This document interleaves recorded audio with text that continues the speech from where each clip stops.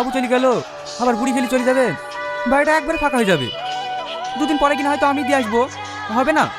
হ্যাঁ হয়তো তো, পরশুদিন আবার ভাসুরের মেয়ের বিয়ে, পরীক্ষা না লিখলে আবার রাগ করবে। বাইকে উঠে বসো। না না ঠিক আছে, আমি টোটোতে চলে যাবো, আপনি যান। আরে উঠে বসো।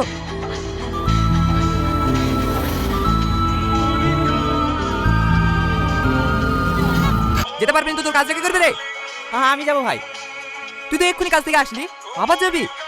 হ্যাঁ ভাই, আমার কোনো অসুবিধা হবে না। আচ্ছা ঠিক আছে, রেডি হইলে শাইন ভাই চলো। সালমা শোনো। বলেন স্যার। স্যার না, কল মি রিয়াজ। ওকে, হ্যাপি বার্থডে। আপনি কি করে জানলেন আজকে আমার বার্থডে?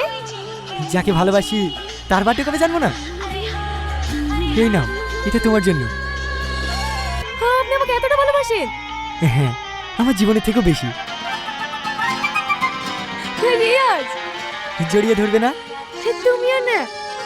আগে সালমাদের বাড়ি যাবো, ওকে আর গিফটটা দেবো, তারপরে বাড়ি যাবো। ওই তো সালমা।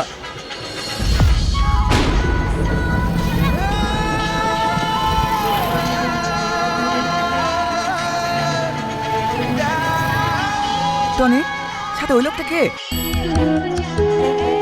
রে এখানে নামছি কেন? একটু রেস্টুরেন্টে যাবো, তুই যা। কচি কোকা হয়েছে, প্রতিদিন খাই দিতে হবে, একা একা খাও।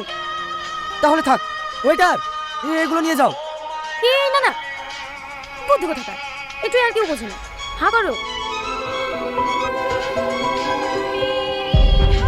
তুই এত খারাপ না, একবার ফোন কেটে দিলে যেন বুঝতে পারি না।